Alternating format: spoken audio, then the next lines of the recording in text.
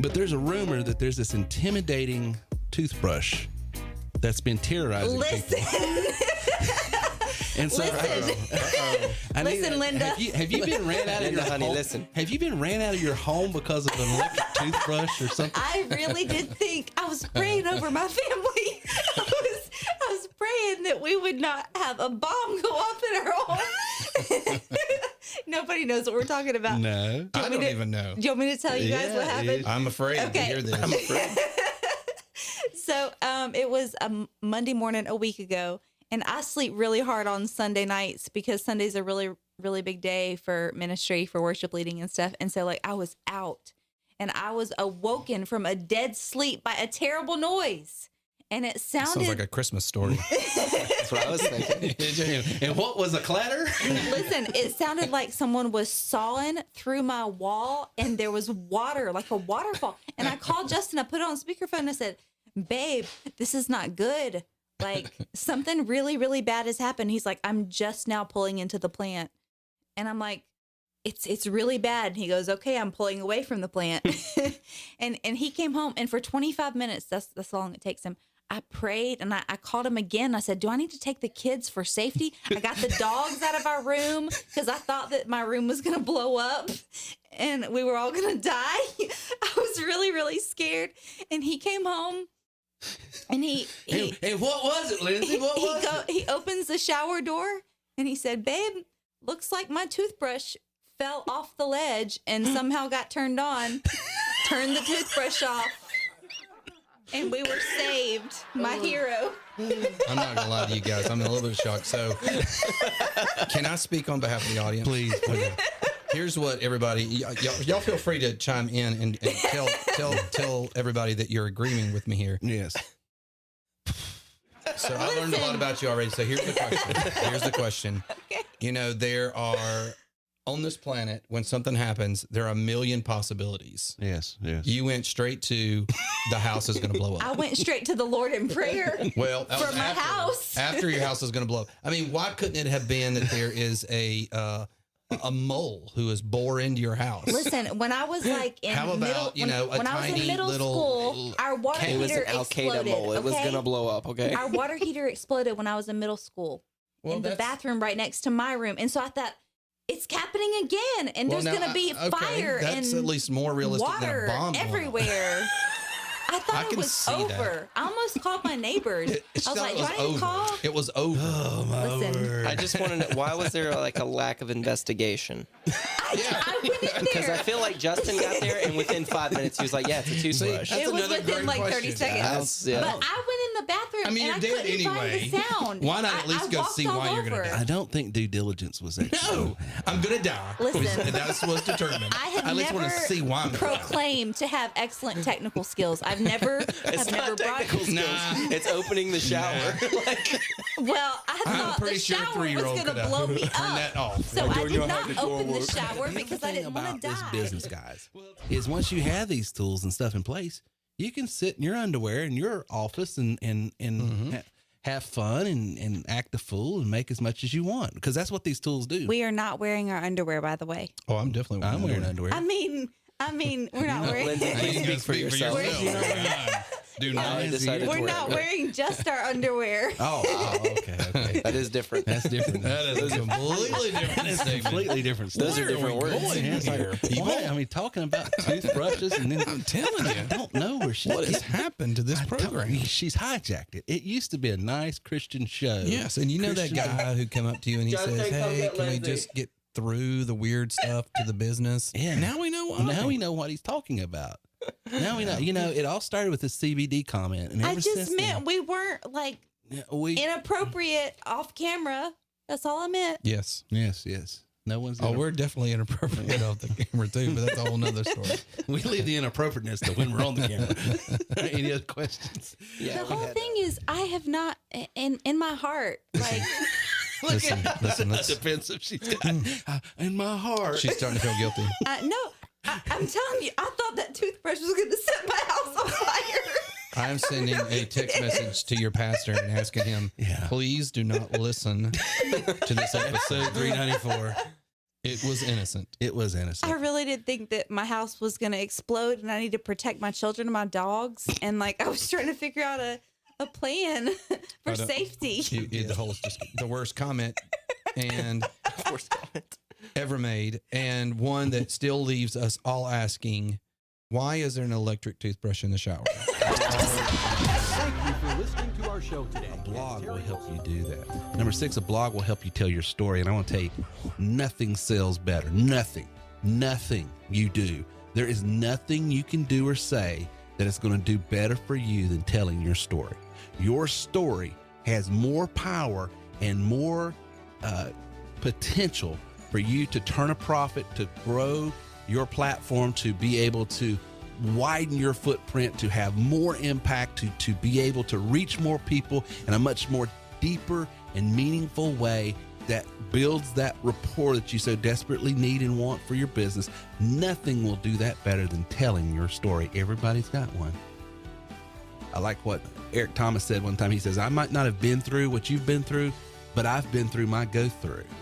And telling people what you've had to go through helps them understand, okay, this is a real person. It encourages them. What is encouraging people? It's literally taking courage and putting it on the inside of them. When I tell my story of how it was just in 2008, I was broke, busted, and disgusted. I was just steps away from being homeless. Our house was being foreclosed on. We were literally days away from get out of the house, a house that we had lived in my whole life. I was raised there, been in my family for years. It was the old family farm. My great-grandparents met at a barn dance on that piece of property. Telling that story and finding myself in a food bank looking for benevolence to feed a family of five children and a wife, actually a family of 7. Telling that story informs people that, hey, I don't know where you're at, but I've had my own thing. I get struggle. And it also lets them understand why I'm so passionate about what I do. Because the very training, the tools, the technology that I use today is how I, just in a short period of just a decade, have gone from the outhouse back to the penthouse. But more than the softwares, the systems, the website. What's up, Fire Nation? Another bonus episode coming your way. This one was a great chat. I had a lot of fun with Terry Wilson. Terry is a serial entrepreneur who offers entrepreneurs and solopreneurs the tools, training, and technology needed to earn and enjoy more. For the past 13 years, he's helped thousands of hungry individuals discover their thing, develop the skills to do it, and be given a strategy to deliver it to market and produce value. Terry has a weekly podcast that can be heard on iTunes, Stitcher, and at terrywilson3.com. He also wrote a book called You Are Worth More, which you can check out at youareworthmorebook.com. We have a lot of fun in this episode, Fire Nation. I truly hope you enjoy. It's hard. It is hard work to achieve uncommon success. But you know what else is hard, Terry? Being broke. You better believe that. Living paycheck to paycheck, not being able to support your loved ones, not being able to support yourself, not being able to get up in the morning and do something that you want to do, but doing something you have to do. That's hard too. So Terry, my call to action for everybody here is choose your hard. Like back in 2012, it was hard. I spent 32 years of my life doing hard work and making the wrong decision on choosing my hard. I was going down the wrong path. I wasn't having any success.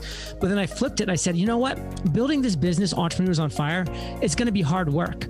But the alternative is hard too. So I choose the hard of building a life of freedom, of building a life of choice, of building a life of uncommon success. And that's my call to action to everybody hearing our voices today.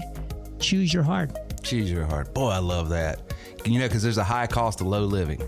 And sometimes we think that, we're just going to get out of this easy by taking the path of least resistance. And boy, sometimes the end of that path is just a tiger. I'm telling you, brother. Identify your big idea. Not be a weak, pale imitation of somebody else's big idea, which most people do. They're like, oh, look at what Terry's doing. He's so successful. Look what John's doing. I'll just copy them. And then you wonder why you fail, because you're a weak, pale imitation of those people and you will never win as a result. You need to come up with your big idea your zone of fire and wake up every day on fire, living that life. That is the life that you deserve. Because what at the end of the day do we really want? Freedom. The ability to wake up and do what we want, where we want to do it, with whom we want to do it with. If you have those three things, what more is there in life? And you can give yourself that gift. Just take it. Which is identifying why are you here? You know, I like to say it this way. You're not a cosmic accident. You didn't show up on planet Earth because lightning struck a mud puddle billions of years later and you crawled out. You're a significant person with a significant reason for being here. There's a reason for you to be here. And once you identify that big idea, as John just said it, life becomes, oh my gosh, becomes unimaginable. Give us go ahead. Just on that point real quick. I mean, I think it's so key for people to understand this, like what Terry is just sharing. There is so much wisdom out there in this world, but there's also so much noise and it's chaotic. And sometimes it's so hard to really cut through all of this and to really get to the meat and potatoes, to really get down to what matters. Does anyone know Terry's story, what Terry did? I do. So Terry sold musical instruments, sold pianos, right? And what was it? Was it 9/11 that created the problem? Yeah. 9/11 creates a problem. Nobody wants to go. There's no money in town anymore. It's a brick and mortar store. Some woman comes up to him in church, some older woman, and she's like, I was thinking about your problem, and the Lord told me you should sell them on the computer. Sell your pianos on the computer. And Terry's like, that's a great idea. I got to get out of here because you're crazy. So, of course, he does it in that sweet way where he says, oh, bless your heart. And Bless your he heart. thinks about it. And then he's like, you know, he told me about the story about, you know, the guy, it's a flood and, you know, you should get out. No, the Lord's going to save me. And at the end, he goes to God and says, why didn't you save me? He's like, I did. You know, I tried. I sent you the news report. I sent you a helicopter. You know. So Terry takes that and he's like, God's telling me what to do here, right? So I should do. That was the message. I should sell these things online. His first thought when the woman tells him that is, how am I gonna, because she said her grandson sold CDs. On eBay. Yeah, Terry's like, how am I, you could just put I can't put a stamp on a piano. This is crazy. Drop it in the mailbox. Yeah, so next day, right? The next day he starts sells them out in a week. So he doesn't think about, he doesn't latch on to his idea of I can't ship these things cheaply, right? He just goes past that. He goes, well, what's my first solution? My first solution is I got to sell these things. That's all he's thinking about. He sells out his whole inventory in a week. Then the problem comes to him. How do I get rid of these things? I've now sold them. How do I deliver them? So what would you guys have done? Hire a U-Haul and drive them out there. Yeah, that's what Terry did. Terry got a truck and just was like, well, I'm gonna take my brother-in-law. We're gonna go around the country. We're going everywhere. And he delivered pianos for 2 weeks. That's amazing. And then, you know, and then he's like, oh, and the next thing is I talk to someone and he goes and he talks to the manufacturer and he's like, so, you know, where are these things? You know, if I want to get them, how do I sell them? And he doesn't go into the conversation with the idea of, I'm going to figure out how to make this more efficient for myself. Or maybe he does to a degree, but he doesn't make that his outward appearance. He's not desperate. He's desperate, but he doesn't portray desperation. He portrays, as he's talking to the person, he's asking them questions about their business, and they give him the keys to the kingdom. They tell him the whole layout.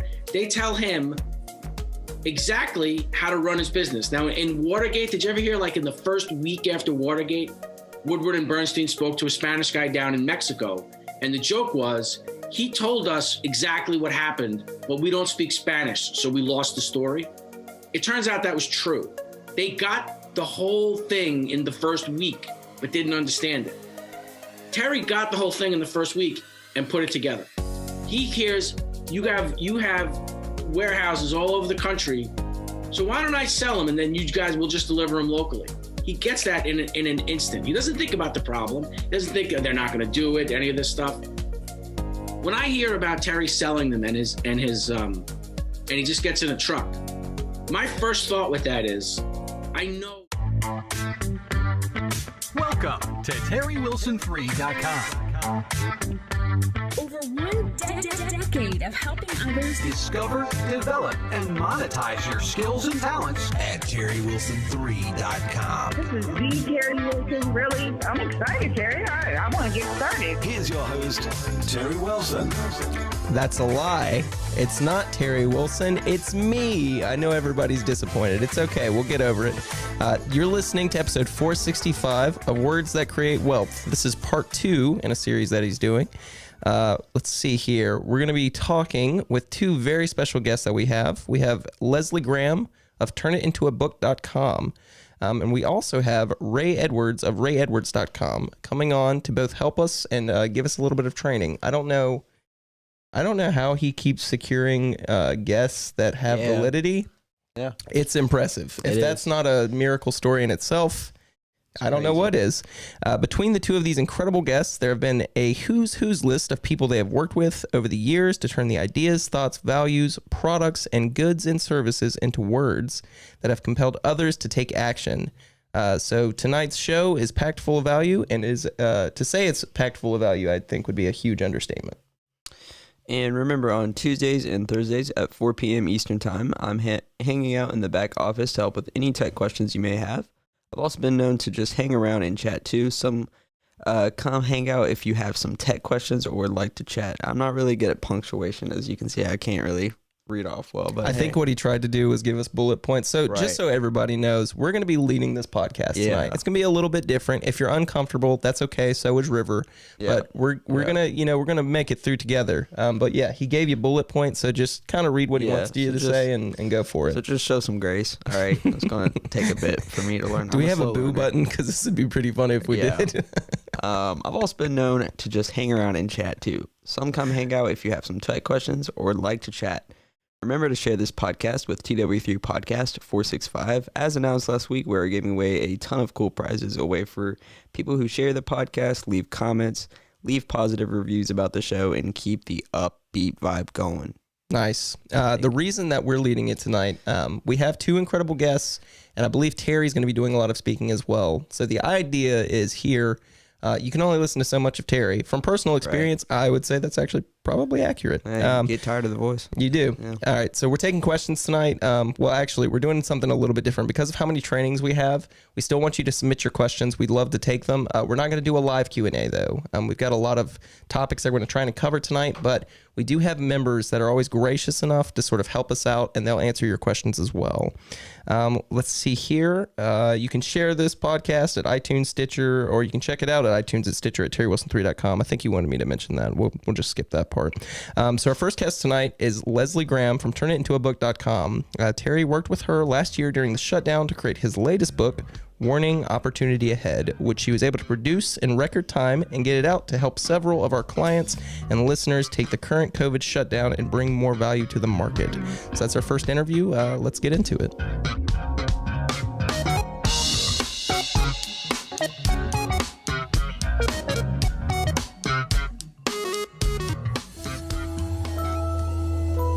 Well, TW3 family, I am in the studios today with not only a special guest that's just going to light you up on the value of putting your content in writing, but also a great friend of mine and someone I've actually used to turn out my last book back during the whole COVID-19 debacle of 2020.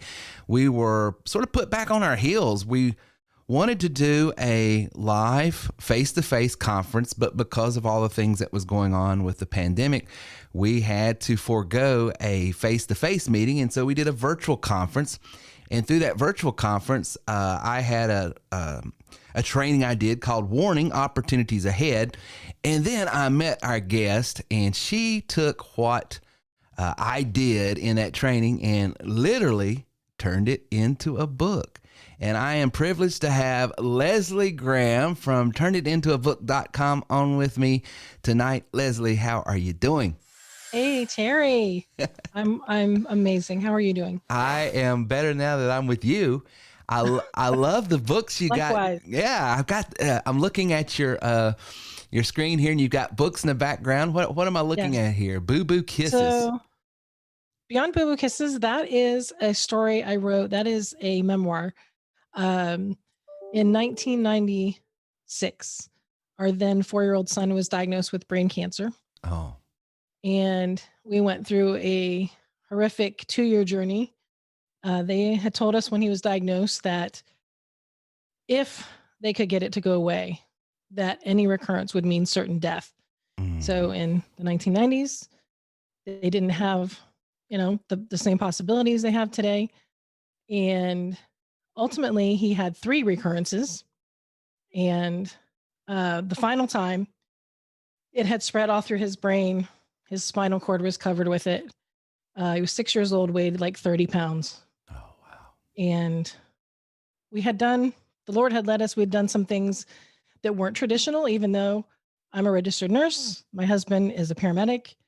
And, when you're in those situations, you never know what you'll do until you're there. Sure. And for us, it was crazy to not do alternative stuff is so popular. It's trendy now. But in 1996, it was not cool. You're cutting against the grain for sure. Yeah. Yeah. Ultimately, like I said, it had spread. It came back 3 times, and the 3rd time it really spread all over the place. And so by then we decided to go ahead and give radiation a try. But when they were finished, they said there's just too much. There's just nothing we can do. And they don't announce we're sending you home to die. But I mean, when they say there's nothing else to do, you'd go home and wait. Now, I don't know if you've ever known anyone who's had cancer treatment, your listeners, but yeah. Usually they have a port that's implanted under their skin because they get this harsh medicine that's really hard on the veins and whatnot. So for 2 years, having that port accessed over and over and over and over again for medication or blood draws or whatever, he actually had a literal hole in his skin. You could see through and see the port. And when they sent us home, they said, listen, absolutely no water, no baths, no pools, no lakes, no swimming of any kind, no showers, no water, because all you're going to do is speed up the inevitable that goes directly to the heart. And if you get an infection there, it's not going to be good. But our church was having a baptism service at the beach that weekend. And my husband was absolutely adamant that we go. I mean, what do we have to lose at that point? Sure. He was looking for things beyond this life. He wanted, a different kind of insurance. And all I can tell you is when we left the beach that day, the hole in his skin was closed. His next MRI was clean. And he's now 30 years old. Wow. So. You got me crying. So that's what this book is about, because I just gave you the Reader's Digest version, but there literally was things that up to that point in time, I would have never, ever believed that I would do, like, picketing the White House and lobbying in Congress and traveling to third world countries and all of these things in an effort to find a cure for our son. But so that's what that book is about. And then this one, Mountain Moving Mama, is also a memoir. It's somebody else's story, though. So her name is Pastor Betty Sudreth. And when Betty was young, she was married off, shotgun wedding kind of thing at 15, had 6 kids by the time she was 21. Her husband then left her for a younger woman, and she was left to survive with no education, trying to figure out, how to make it in the world. So she ended up becoming a stripper. And at the age of 37, at the height of her career, she was getting ready to be, in Vegas, and all these shows were wanting her. And she actually died from a penicillin reaction, went to hell, and came back, became a phenomenal preacher. She has ordained over 3,000 ministers. She has started 20 some odd churches all over the country. So that is her story, which is also a really good one. Man, I'm telling you, right up in the first 5 minutes, I've been punched in the heart twice. Good night. Well, that to me, Leslie, that's to me just illustrative of this one immutable fact. There is power in stories. Yes. There is, beyond giving facts and figures and scientific rationale, a story is what moves people. And Absolutely. of course, you've got your story, that just an incredible story. And then you're capturing the stories of others and putting it in a recorded form. And as I was preparing for our, and believe it or not, I do prepare a little bit. I know that's not my reputation, but I was just thinking to myself, the value in recording these stories and these emotions and what we felt at the time and all that. And it was like the Holy Spirit was, as I was thinking about this, just led me down to a room in our basement. It's sort of like a recording studio where I call it my therapy room. It's got all of my musical equipment, my keyboard. It's got my record player. I'm old school. And over there on the shelf, I just looked up, and it was a I know when she had it. I don't know when this book was published, but it was in the early 60s. And it was out of all the things my mother ever gave me as a child, the gift that just seems like it's the gift that keeps on giving is that 1963 King James Bible that's all torn up, that was her study Bible when she was at Life Bible College. Nice. And it's got all of her little notes of what the Lord was sharing with her and telling her at that time and what she was going through at that time. And it's just like, we metaphorically say we're standing on the shoulders of people before us, but I'm literally, I'm going back and I'm like, occasionally I'll hear me say something. I was like, where'd that come from? And then I can reference back, oh, I read that because my mother went through that.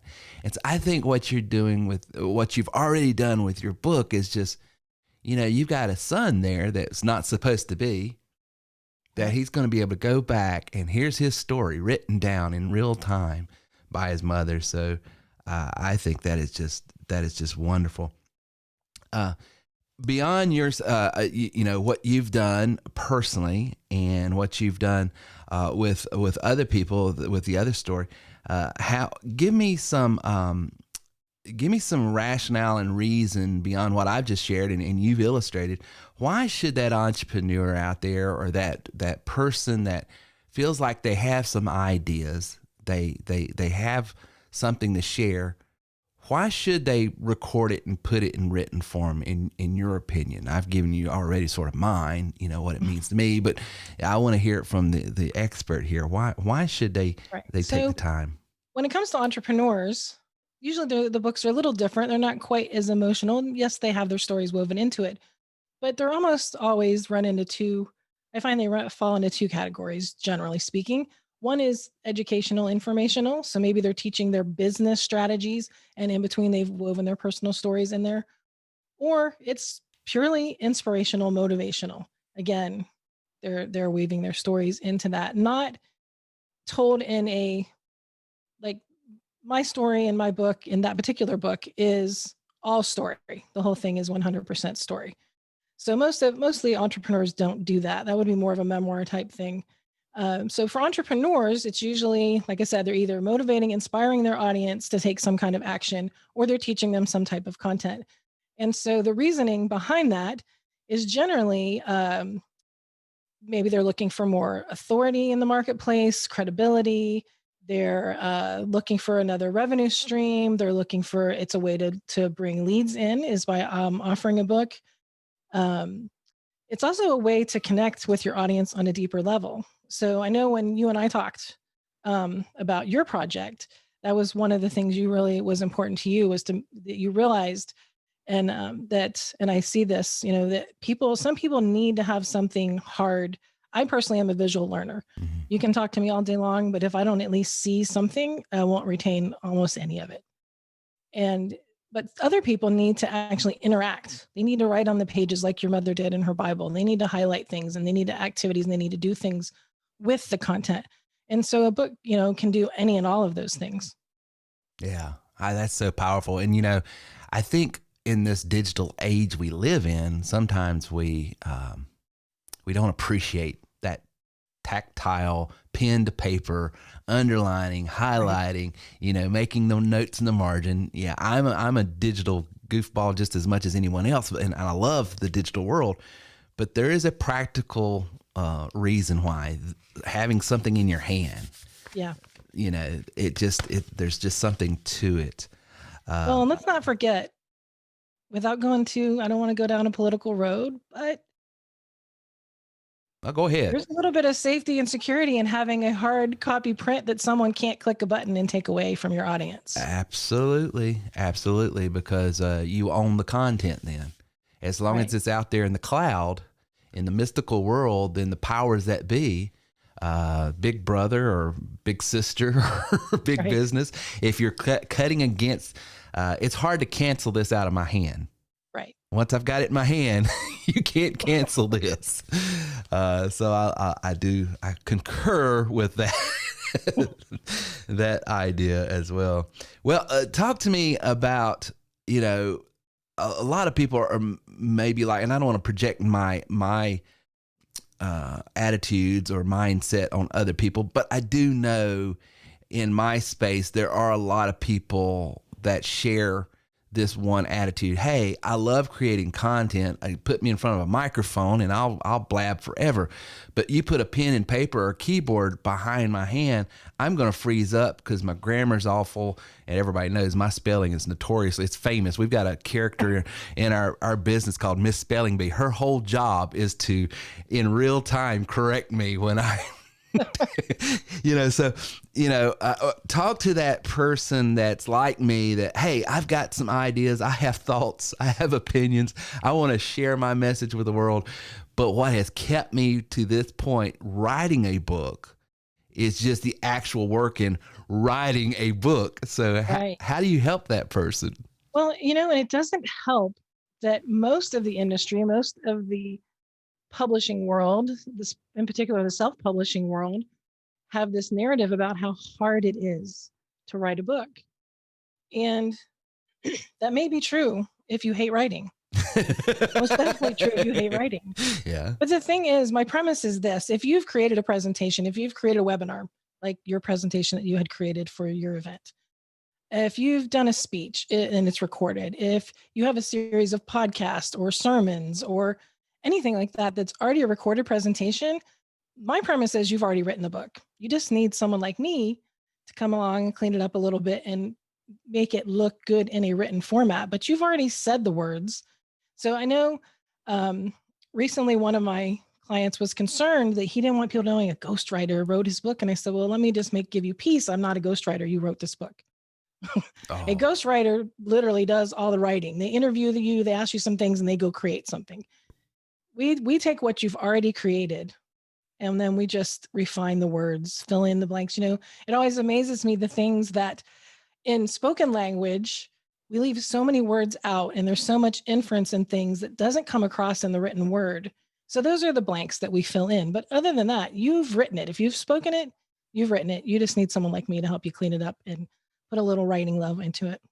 Yeah. And from my personal experience, I can speak with authority here because my first book was actually me writing, sending it to an editor to edit, fix, clean up, sending it back, me writing this. And so it was very laborsome, but that first project I really wanted to have, I was scared to outsource it to someone else because I was afraid I would lose my voice and attitude and nuances on certain things.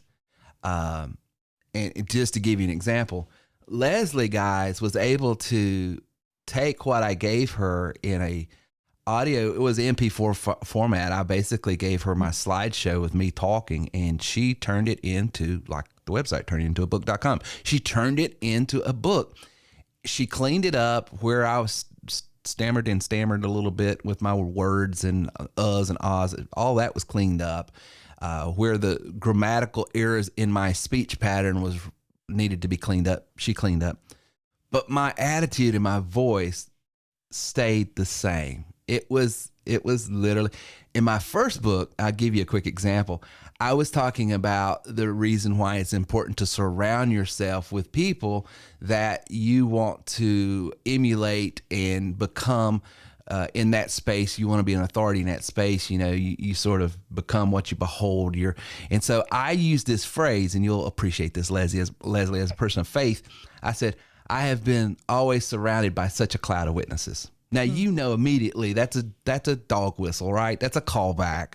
And it was my way of giving a biblical reference without being dogmatically in your face, so you know what I'm doing. My editor did not like the way that sentence sat. So every time I would get the edited version, I would see it cleaned up and that taken out and changed out. And so I would put it back in, send it back, and it would come back. And I was like, listen, some of these might not be quote unquote correct, but that's what I want. And you were able to do that. You were able to. Because that's a different type of editor, Terry. So that's what a lot of people, when they write a book, they don't know that there are more than one kind of editor. And frankly, it's like any other industry. There are people who claim to be whatever they claim to be. So when someone just says, I'm an editor, well, I know to say, well, what does that mean? What kind of editor? What specifically do you do? So someone who is a copy editor, they want everything grammatically perfect. They're looking for the every period in its place and every apostrophe and all that. That kind of stuff drives me crazy. I'm pretty good with punctuation, but I use a copy editor after me to do that little tiny minutia stuff. And our copy editors know, they might flag something and say, did you mean to say this? But they know that we are trying to retain the voice of the client. And so we do break the rules. I mean, there's nothing that says that your book has to sound like this perfect formal textbook. Yeah. It should sound like you. Well, you did a great job and with this one. You kept me in my voice with all of my idiosyncrasies and way of saying things. But at the same time, made me sound like at least I had a high school education. So that was... We do clean it up. It's not totally. I mean, just enough. Just enough. Like just enough rules. So you've worked with several people that we probably can talk about and can't talk about, but you've got a who's who list. So I don't want to put you on the spot.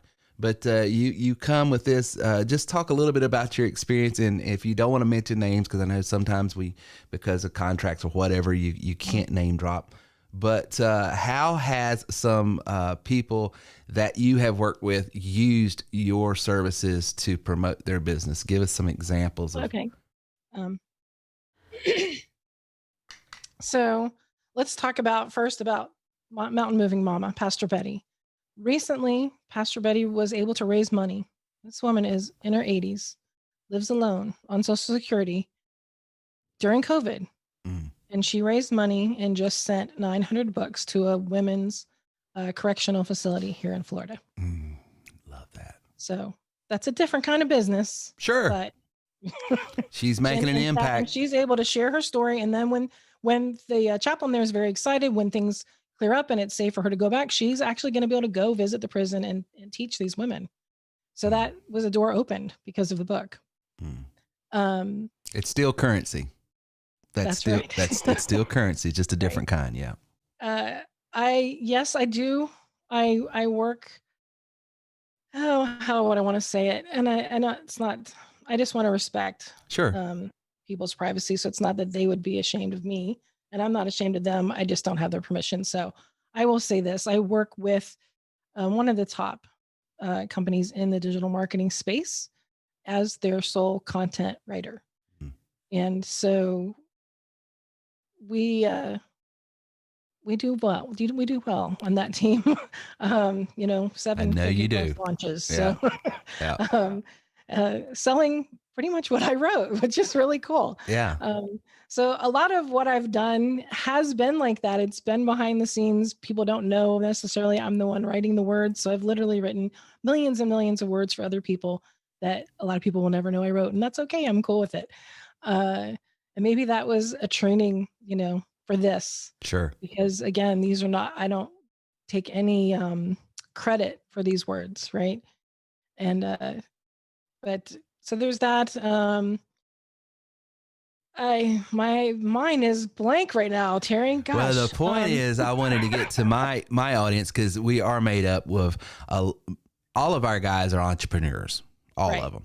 They're in different industries and that manifests in different ways, but a lot of them are online. And what I wanted to draw out is if you want words that convert, because that's the thing. We want to be able to write words that will capture your audience, your avatar's heart, and Right. and have a call to action.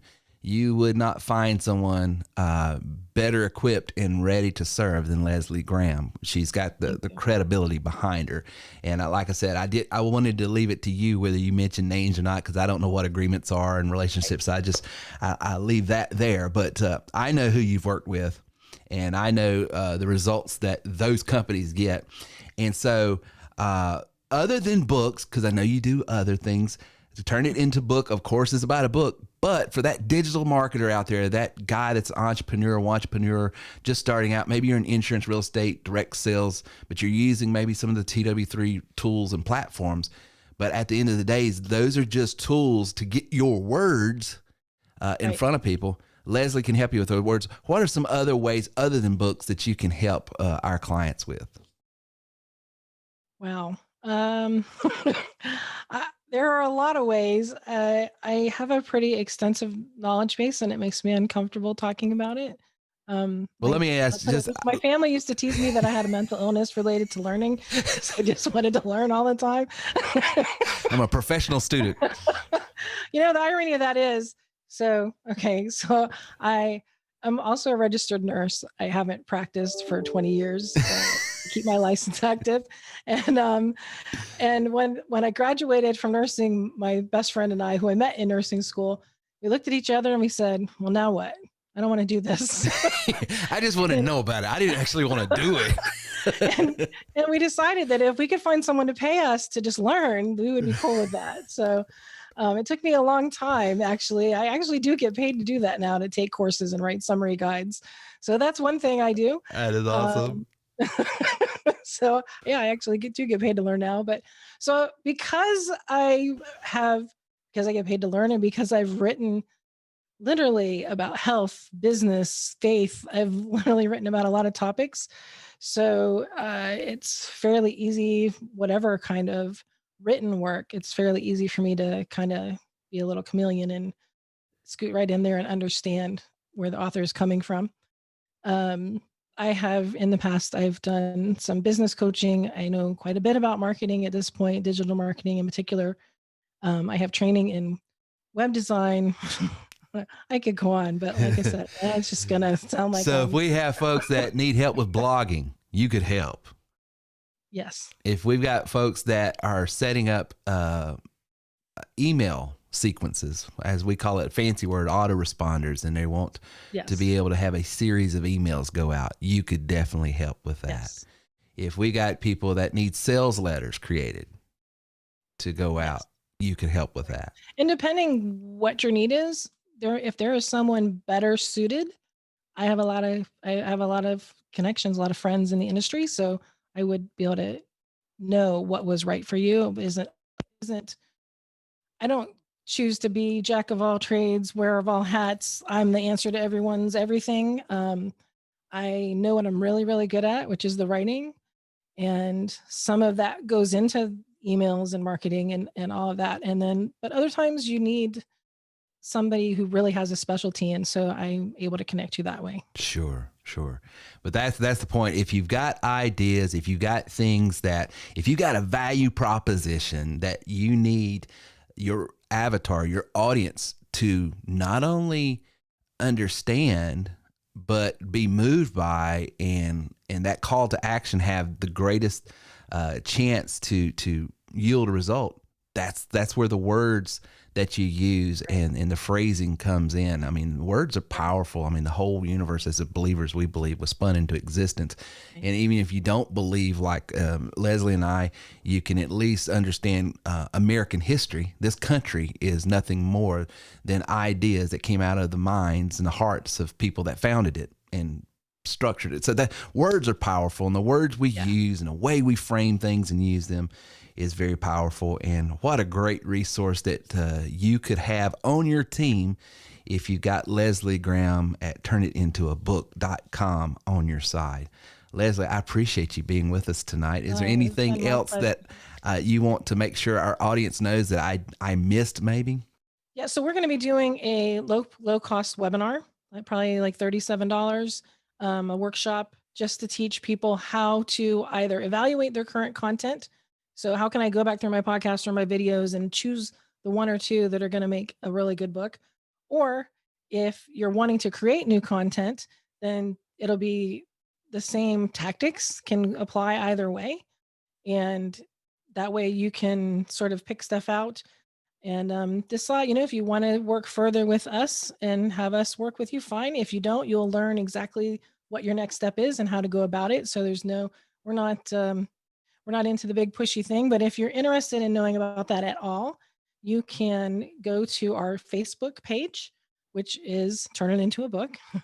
Or if you want to go to the website, we do a free strategy call for 60 minutes to talk to you about your book. You're welcome to come and have the free strategy call.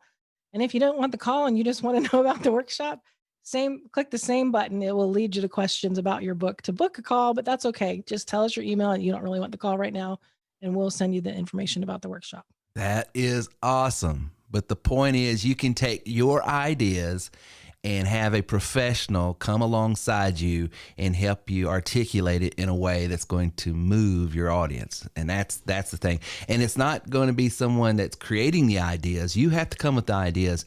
And I want to be clear, because I've been on record, Leslie, you might not know this, but I have been on record, and I want to make sure my audience understands the distinction. This is not someone coming in and white labeling a book for you and then you slapping your name on it. No, I don't agree with that. And the reason I don't is because, the root word for authority is author. And if you want to move an audience, if you want to be a leader in any area, you got to be an authority on it. Well, the quickest way to develop authority is become an author, and that could be in a podcast form, written form, ebook form. It can take on but when you just take someone else's ideas, someone else's words, slap your name on it, and it's already pre-written, I don't like that. I just don't think that's effective. And that's not what Leslie's promoting. Leslie's saying, hey, I will help you take your ideas and articulate them in a way that's going to serve your audience and your interest the best. Leslie, thank you so much for coming on. You're I'm welcome, telling Harry. you. If I could add one more point that I thought of while you were talking. Yeah, please. Sometimes people hear that, okay, I can make recordings. Let me tell you just how easy it is. Terry's recording was an hour. Yes. A little over an hour. You don't have to talk a long time. The length you want your book to be, I can tell you how long you have to talk. You might have to talk a couple of hours, and you don't have to do that all at one time either. But it literally is a couple of hours will turn into a decent sized book. So I want to make sure people know it's just that easy. Yeah. Now, I'm a Southerner. So an hour for a Southerner is like what 2 hours for normal people, because we talk so slow, right? Hey, you, Leslie. But she did. She took an hour presentation that I had with a recording of a slide deck, and it's a 50-page book right there. And like I said, if I was Neil O'Reilly from up north, I would probably this would be a 100-page book, right? I would give our buddy Neil a little hard time there, but anyway, we do love you, Neil. He's so funny. Talking about someone that needs a book, there's a guy. He needs the whole platform. He does. I mean, he is a t-shirt manufacturer, day after day, zinger. He is full of mic drop moments. I'm telling you, I love it. All right, we'll be back right after this.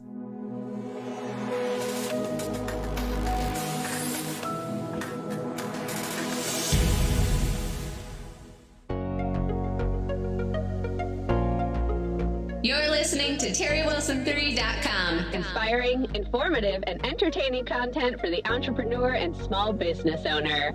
And now back to our show with Terry Wilson. Lies again. Everybody gets excited. They're like, oh, is Terry back now? No, he's not. No. It's still me. Maybe next week, but not right now. We're back, and I hope you enjoyed the interview between Terry and Leslie. Now we have another special guest that I know many of you have heard of, Ray Edwards. Ray is a prolific writer, blogger, podcaster, and content creator that has worked with an A-list of entrepreneurs to help them create copies that sell. Once again, it can't go unmentioned how I'm just truly impressed that he brings on these guests and they say yes. It's like, what are you doing? But they're here. Let's see. Terry and Ray had a great discussion about some very interesting topics about his new book, Permission to Prosper. So let's get into that interview.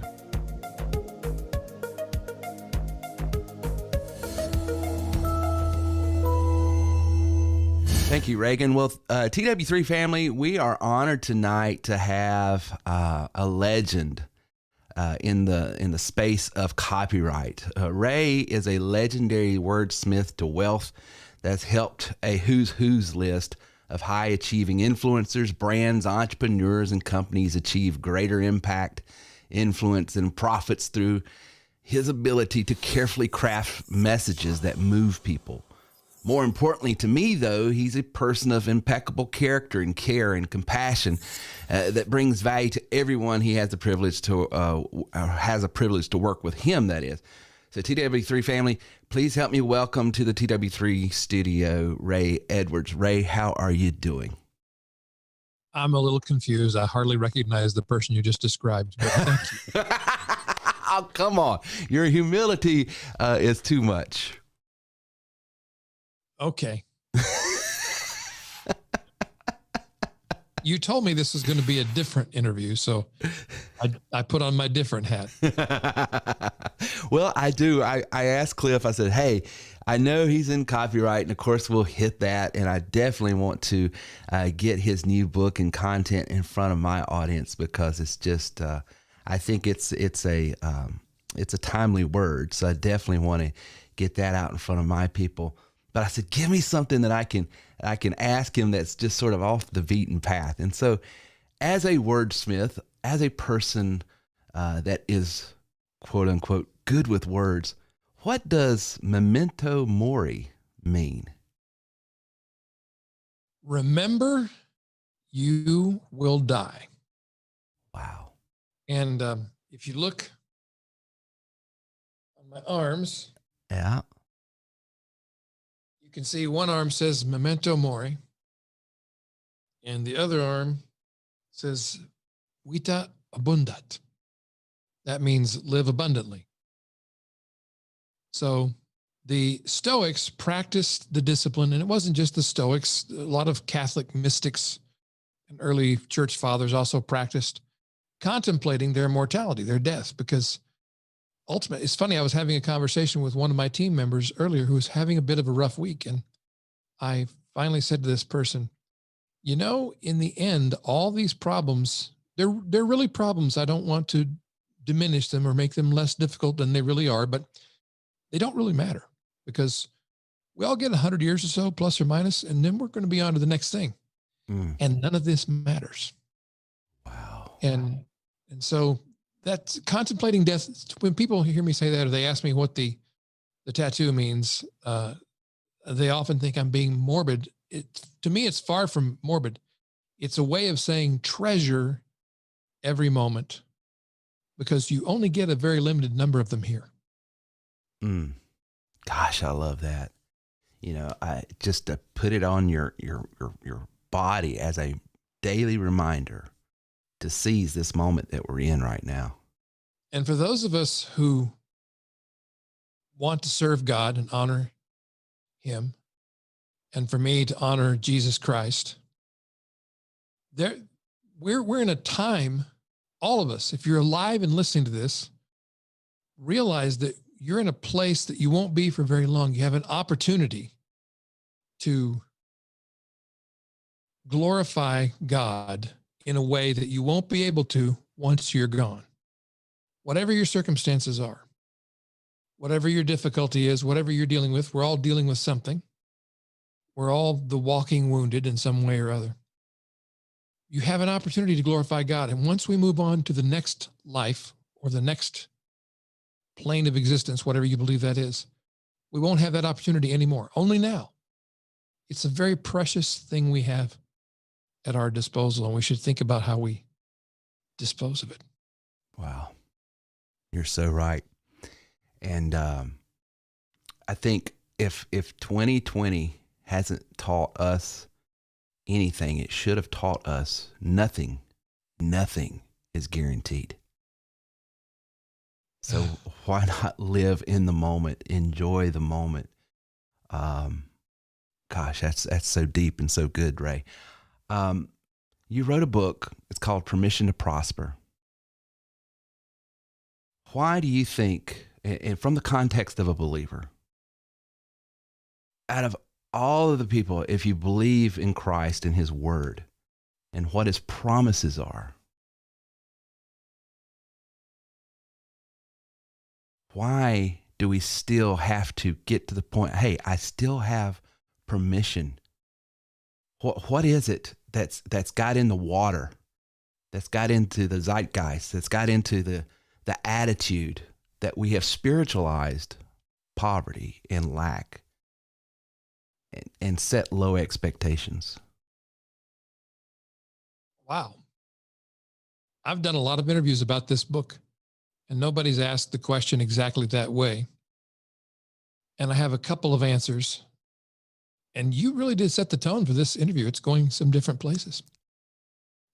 I have a couple of layers at which to approach this. Layer number one is it's become clear to me how unclear we are on who Jesus Christ was and is. The person of Jesus has been politicized, has been appropriated, has been manipulated, has been used to manipulate others to the point that I don't think most of us really have barely a clue of who he really is and what his message really is. Even though it's clearly written down, we can read God's mind because he put it on paper. It's clearly written down. But we have such trouble seeing through the cultural and theological lenses that we've been given all of our lives. It's like we have that stuff etched on the lenses of our glasses and we can't take the glasses off. First answer. Second answer, going a little deeper, maybe, and maybe I'm totally wrong about this, but there's a story in the Gospels, and the disciples are upset because they're in a boat with Jesus and they're worried about what's about to happen because of a storm. And at one point he says to them, there's different accounts of this, but at one point he says to them, "Do you remember when I fed the 5,000, how much was left over?" And they answered. And he said, "Do you remember when I fed the 4,000? Which, by the way, people say there's two different accounts of the feeding of the thousands. Well, there's two different times. In this story, he clearly says there's two different times. How many pieces were left over then? And they answered. And he said, "How is it you still don't understand?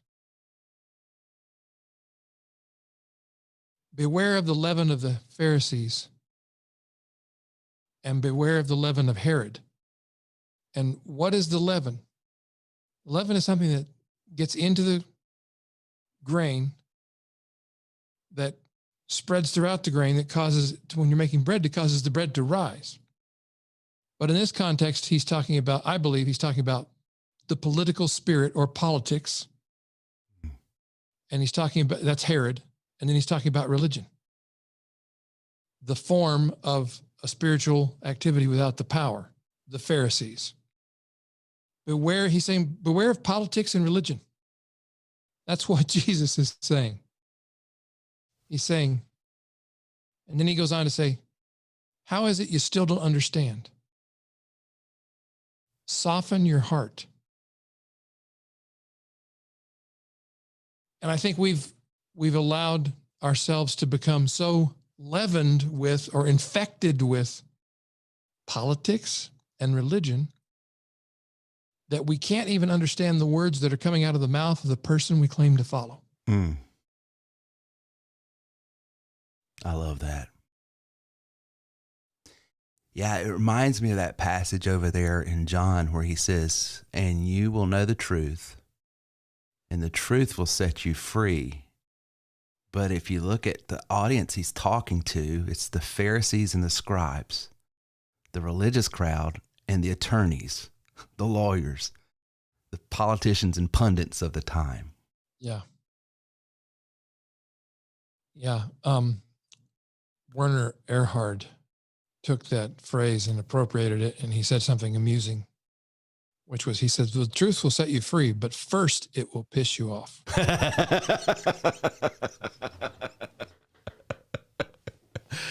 And that's what happened. You know, yes, I believe we have permission to prosper. I believe there are promises we can count on in Scripture, and we should be joyful about that. And we don't know what that will mean. Sometimes getting the thing that was promised is not an all-encompassing package of pleasure. Sometimes it's difficult.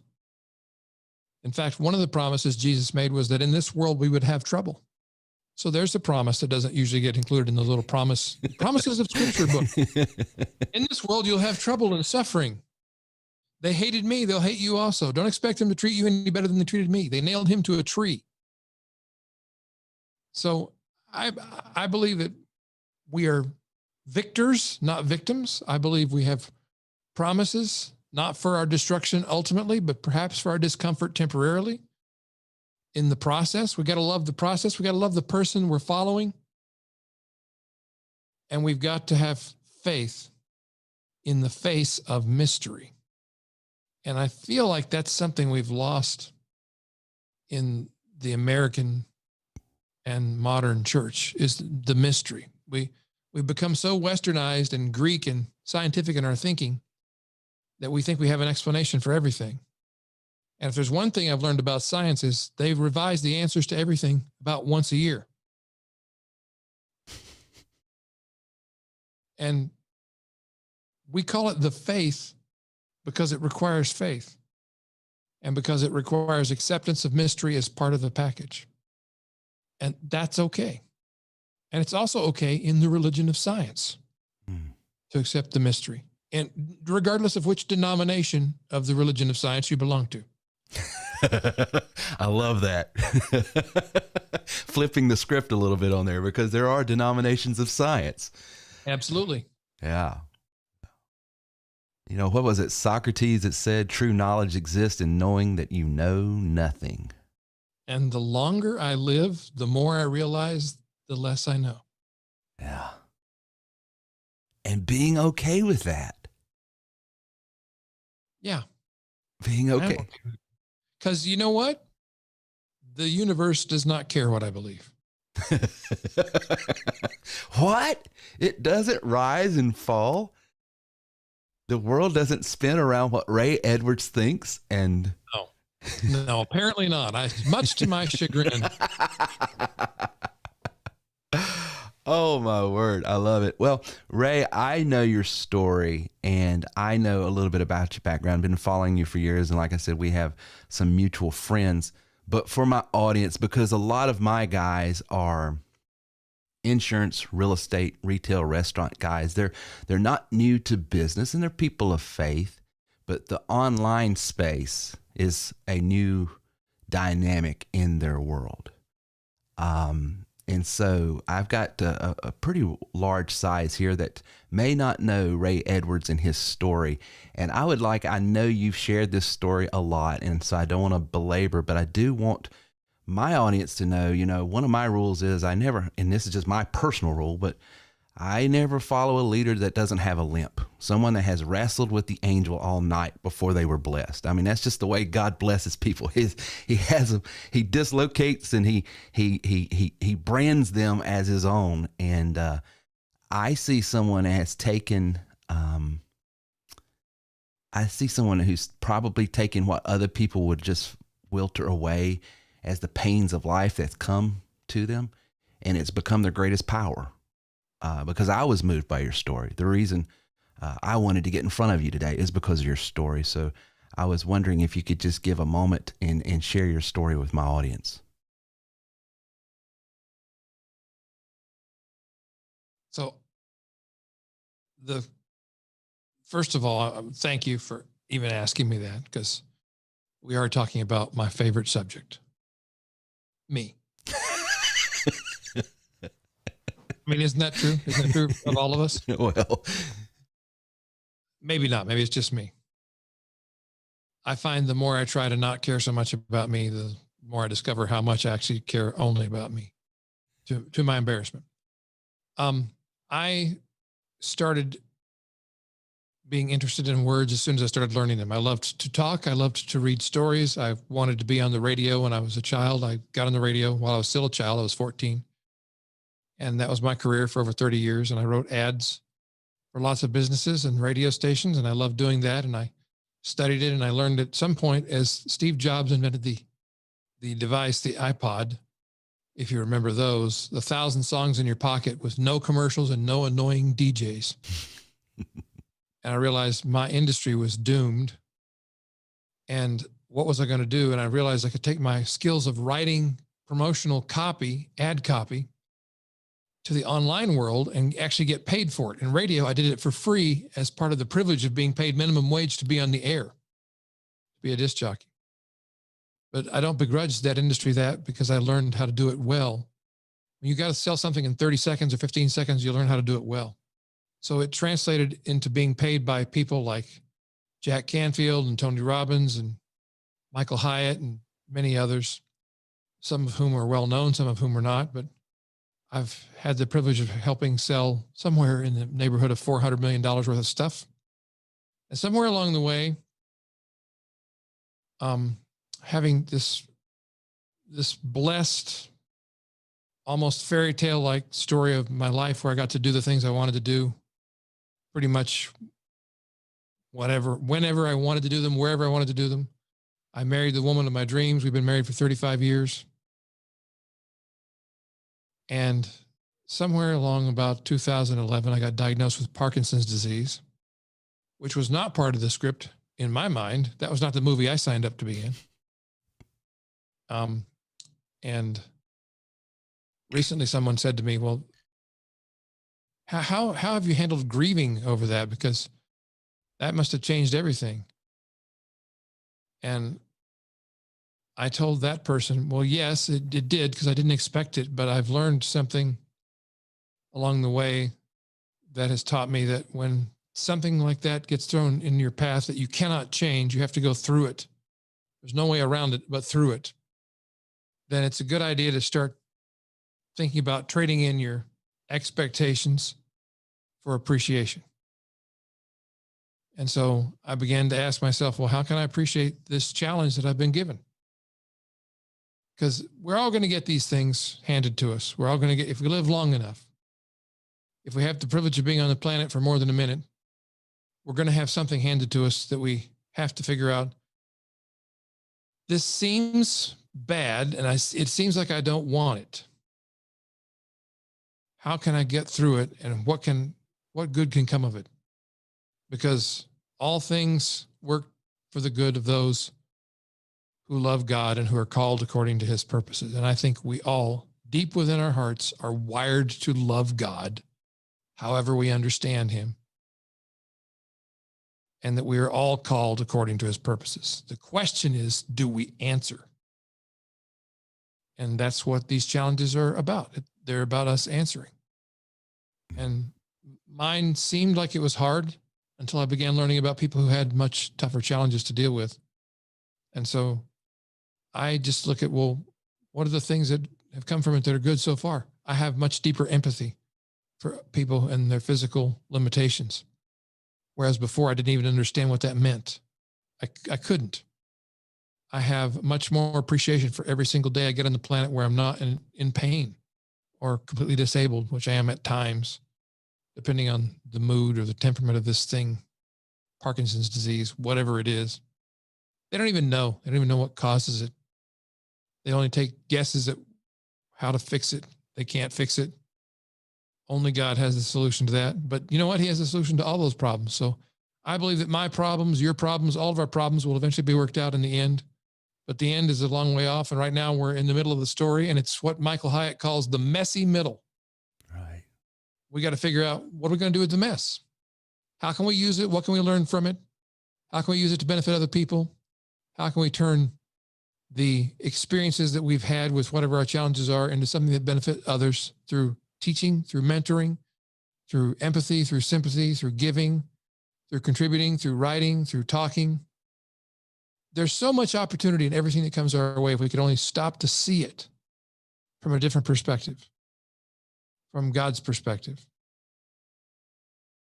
And he sees the beginning to the end all in one glance. And we can't really do that, although we can zoom out. We can use our imagination. We can zoom out and ask, what could this mean? What could this do? What could this generate that'll help other people? You know, Michael J. Fox, as a young actor in his 20s, was diagnosed with the same disease. And he could have just quit.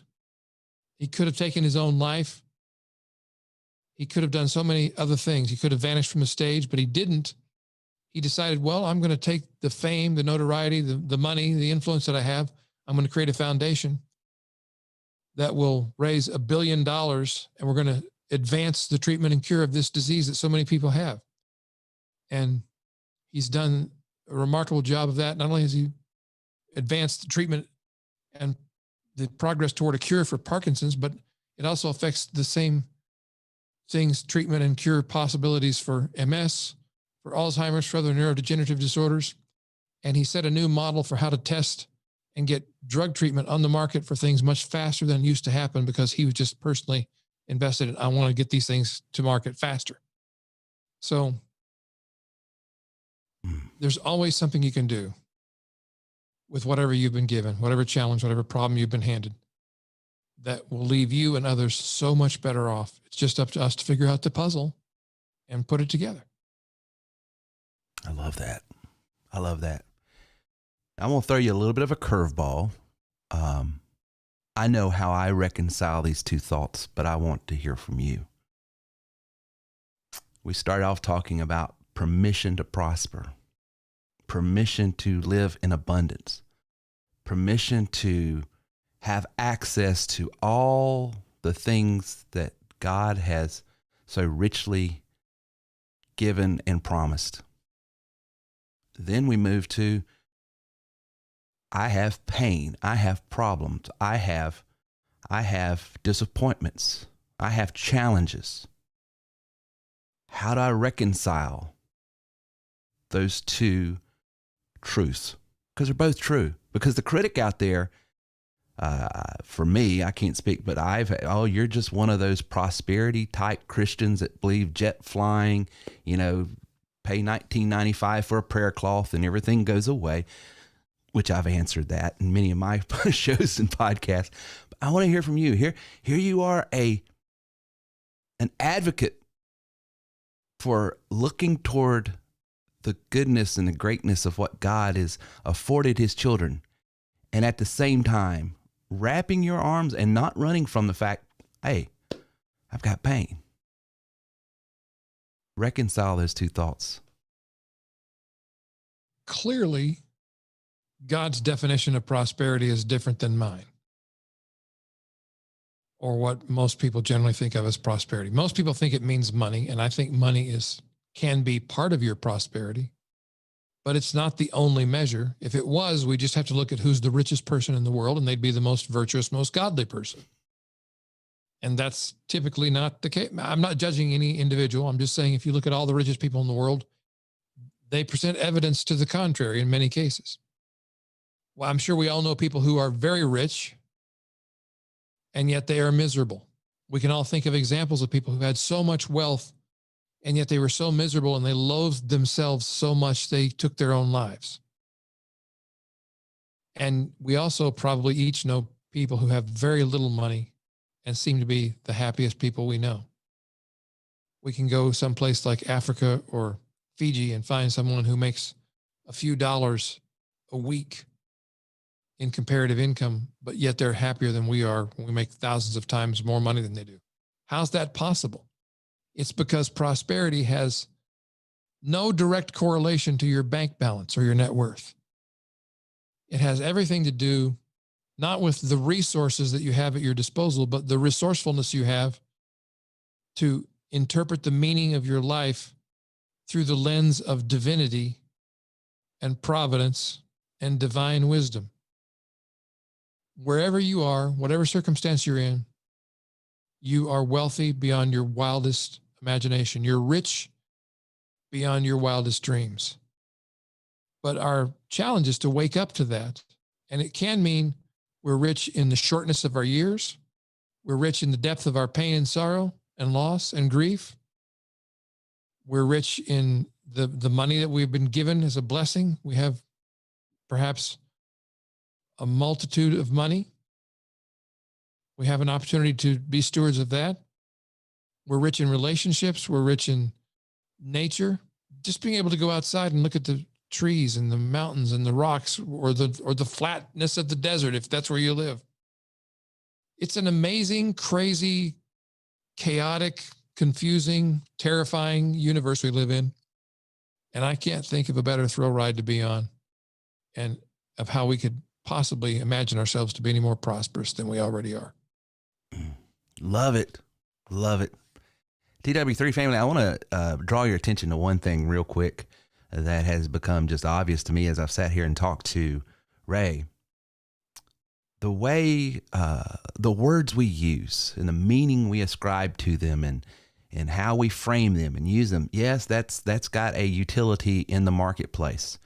But what I've just discovered is the utility it is given Ray for himself, the words he speaks back to himself to be able to experience life and frame life in completely different ways.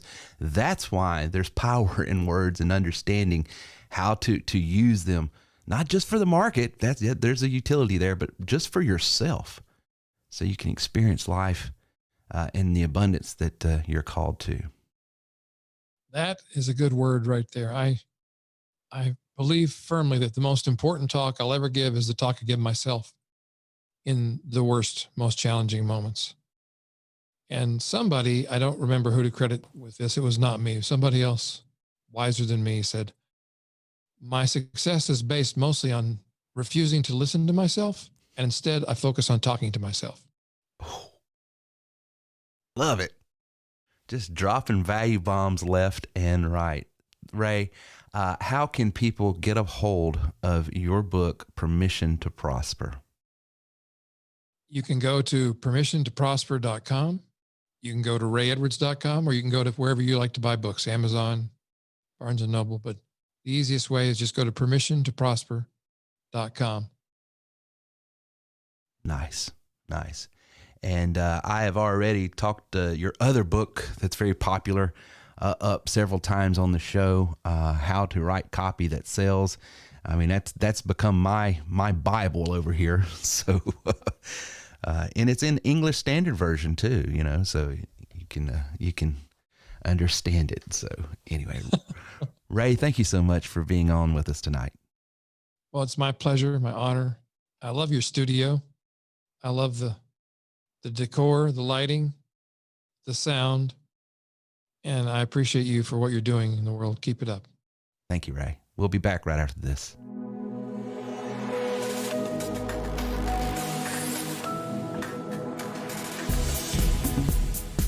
You're listening to TerryWilson3.com. Inspiring, informative, and entertaining content for the entrepreneur and small business owner. And now back to our show with Terry Wilson. We hope you guys enjoyed the show. It was our little week to take over and do our own little thing. Yeah. Some might say it went well. Most might say it went well. Yeah. I would say it went great. And honestly, guys, a great lesson can be taken from how Dad gets these such... Is prolific the right word? Yeah, prolific guests. These great guests. And consistently, too. I think it's a great lesson to learn that, what's the saying goes, you shoot 100% of, you miss 100%. You miss 100 of the shots you didn't miss, right? You didn't take. You didn't take the shots you didn't miss. So just think about that for 1 second. Think about it. Really sit down and think about it. No, aim. What is it? Aim for the moon. Even if you miss, you hit the stars. Something like that. Yep. Or an even better lesson. Here's one: have no self-awareness. Yes. just shoot your shot, man. Just shoot your shot. Like, why not? Do not keep your ego in check. Okay, so we're having a good time. We're taking a little bit of my dad's name through the mud, but no, you know, it's all in fun. It's all in fun. He's gonna listen to this. He's gonna love it. You know. Yeah, and Dad went on that great camping trip with us this weekend, right? How was that? He said it was great because he didn't go, just like he's not on the podcast. So we're gonna end this show here. Me and Rivers' type of humor is the awkward cringe humor where everybody's like, "I'm not enjoying this conversation." Right. That's where we thrive. But it's okay. Exactly. We're thankful that you guys came out, and we appreciate you guys putting up with us for at least this week. Probably won't happen again. Looking at my father's face, but you know, until next time. Again, you miss 100. Thank you for listening to our show today at TerryWilson3.com. Get a free sample copy of the book You Are Worth More by going to TerryWilson3.com now. If you would like more information on how we can take your money, your business, and your life to the next level, then please visit us online at TerryWilson3.com.